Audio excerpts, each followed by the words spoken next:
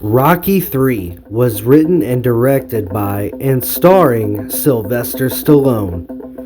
The film sees character Rocky Balboa, played by Sylvester Stallone, now a wealthy and famous world heavyweight champion, facing a powerful new contender, Clubber Lang, played by Mr. T. After a devastating loss to Lang, Rocky must overcome his complacency and regain his fighting spirit with the help of his former rival, Apollo Creed. Rocky III came out in 1982 and is known for its high-energy action sequences, the introduction of the iconic character Clubber Lang, and the use of its hit song, Eye of the Tiger by Survivor. Rocky III is also known for the cinematic debut of Hulk Hogan. In the movie, Hulk Hogan plays a character, Thunderlips, an over-the-top pro wrestler who takes on Sylvester Stallone's Rocky Balboa in a charity exhibition match. What begins as a playful promotional bout quickly spirals into chaos. Off the screen and in real life, Hulk Hogan was actually a pro wrestler. Hogan was working for a promotion known as the AWA, which was ran by Verne Gagne. While in the AWA, Hulk Hogan was drawing huge crowds, huge gates for the AWA. He even had the idea of making merchandise, something that was new to the pro wrestling industry, and he started making his own merchandise. This led to financial disagreements between Hulk Hogan and Verne Gagne. Not only that, Verne and Hogan also disagreed on creative directions for the promotion. You see, Verne Gagne was known for his traditional wrestling style and was hesitant to push a flamboyant, charismatic performer like Hulk Hogan. With Hogan not being happy with the AWA, he looked for other opportunities. Hogan would land the role for Thunderlips in the movie Rocky III.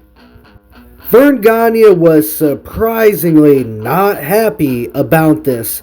He thought a wrestler should just be a wrestler. He also thought that Hogan would be exposing the pro wrestling industry as being fake if he took the role.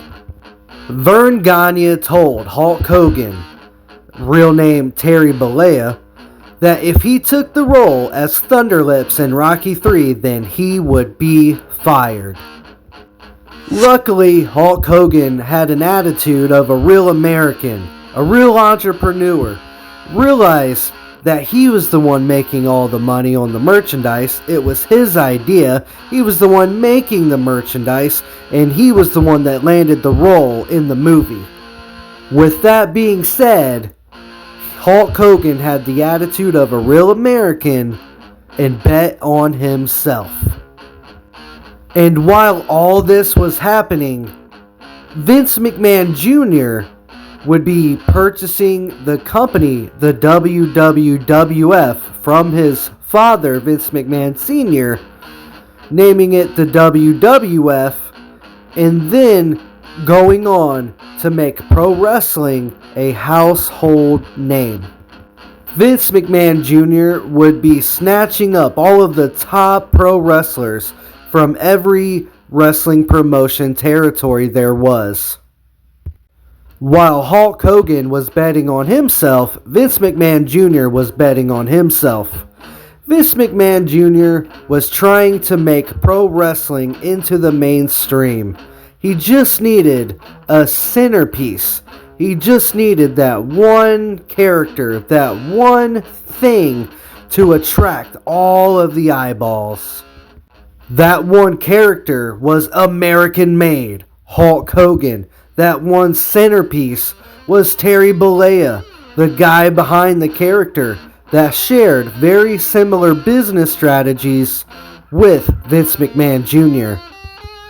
With Hulk Hogan now on board with Vince McMahon Jr. and his vision for pro wrestling in the WWF, Hulk Hogan would bring on his friend, also from Rocky III, Clubber Lang, also known as Mr. T. This was huge for the world of professional wrestling. Someone as popular as Mr. T in the early 80s coming on board with the WWF was massive. He got his buddy Hulk Hogan, the star pupil, the centerpiece of the WWF, onto talk shows, radio shows, TV appearances, you name it. And since the people that already knew Hulk Hogan from Rocky III remembered the soundtrack of that movie, Hulk Hogan was very smart in using Eye of the Tiger as music to be played while he was coming to the ring. That got people's attention and made them look at him and go, oh yeah, that's the guy from Rocky III. Keep in mind, this was one of the first times entrance music was used in professional wrestling. Of course, you have other wrestlers like Sergeant Slaughter and Roddy Piper who technically had entrance music, but it was more a part of their character and a way to piss off the audience just because their characters were, quote, bad guys. This, however, was much different. It made for good business sense, and it got the crowd hyped up, riled up, just ready to let loose. Everything had fallen into place for Vince McMahon Jr. and for Hulk Hogan. The only thing this power duo needed was a massive event to bring all the people in, all of the fans, get all of the attention from the news, the media, for everyone to write in the papers. This one special event would be called WrestleMania. You know, sometimes it's just funny how life works out. What was bad for Verne Gagne was great for Vince McMahon Jr. What was bad for Verne Gagne was great for Hulk Hogan.